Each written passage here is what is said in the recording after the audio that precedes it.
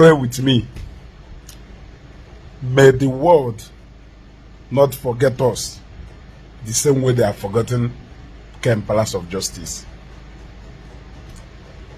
May our friends not forget us the way they have forgotten Palace of Justice Ken. May my colleagues or your colleagues, our colleagues, not forget us the way they have forgotten Ken Palace of Justice. May people not use us the way they have used Ken Palace of Justice.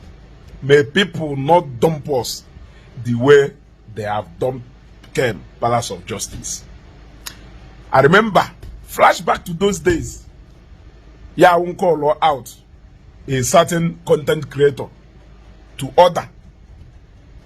Her reply here by telling me that Namunwelu. I remember that those days my page kado about I think it should be and we much followers then, but about thousands, sha.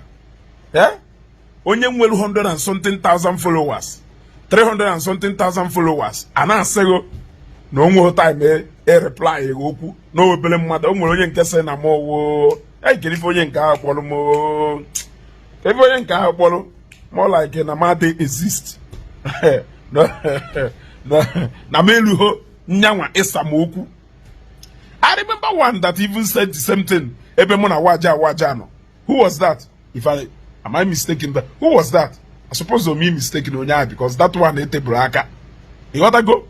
Now I asked them 100,000 followers or 200,000 followers. Does it translate to 200 million or 100 million? Even though Nimwelu 70,000 followers. Is that 70 million? The answer is no. Is that 70 solid people behind you? The answer is no. Is that 200,000 solid people behind you? The answer is no. So, I keep warning them then. Marifi ne mekushe gutuye. Don't look at me. Agent number 6. Agent number 6. I don't come mostly to people, personal. I come idea to idea. It is my idea versus your idea, but I am going to answer you or I am going to address you based on what you said with your own mouth. I'm not going to frame something, put it on your head just to chase clout. That is it. And in a case where you want to establish on something, say that by guy name, or you don't even put the picture of that person, or ni use a name we address you nya. That is to show that name on the path of safety. They used Ken. I'm sorry to say this. They used Ken. All manner of people used Ken.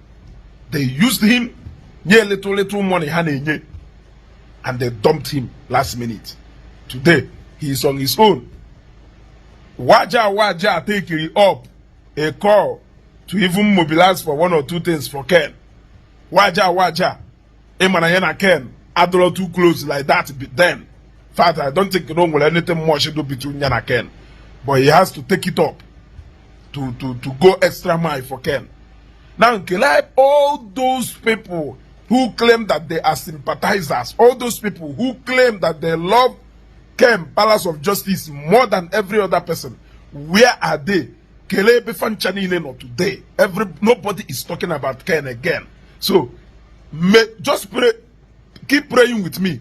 May God not allow the world, may God not allow Nigerians, may God not allow our family and our friends, our colleagues to forget about us, even while we are still alive, even when we are still alive.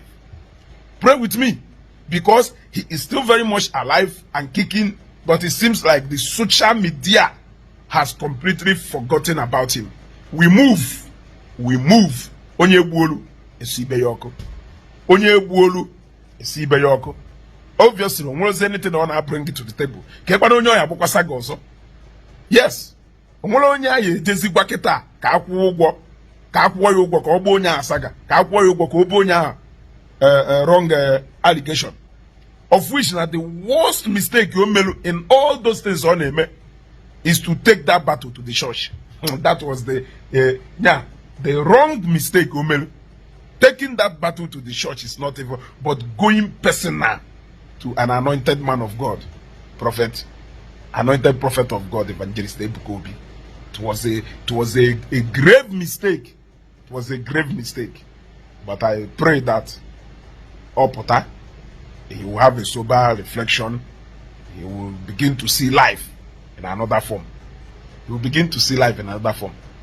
I'm not so much in the habit of forgetting people. I don't forget people. And that is why I always try to bring these people back to the knowledge and attention of people before you finally forget about them. Because I'm an mother forget go mad of fiam.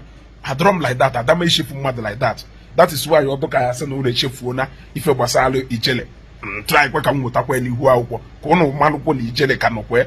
Ono chokwa kono forget anything about Kem Palace of Justice. Bring kwe to your public notice. Kono we malo na container ono tola natago. Kama ono juse no na yeje clear ya. Because no mozo ye cholo kwa na warehouse kai buku that container. Manonu jiako no 12 from China.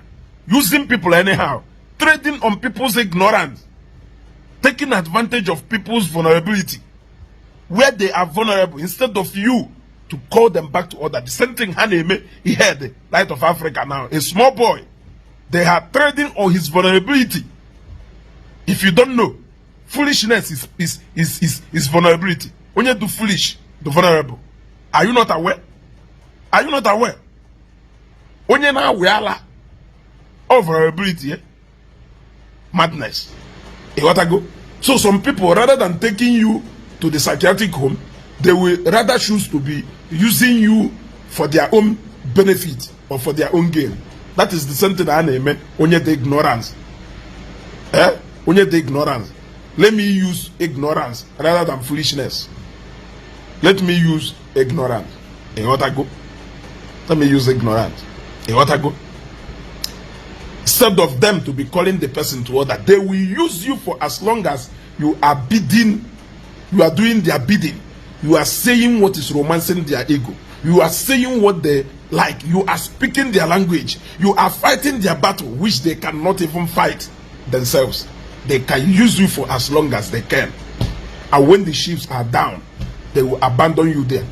Madoneti golego ni mendeni na neto ken. Madoneti golego na account emepel for him. Madoneti golego. None of them. None of them. None of them. Ka ife basalo ken. Wuri ife mmota nyelai. Woru no okwu nwa nke mmadu ezugo. We mere ife. Dalukonu.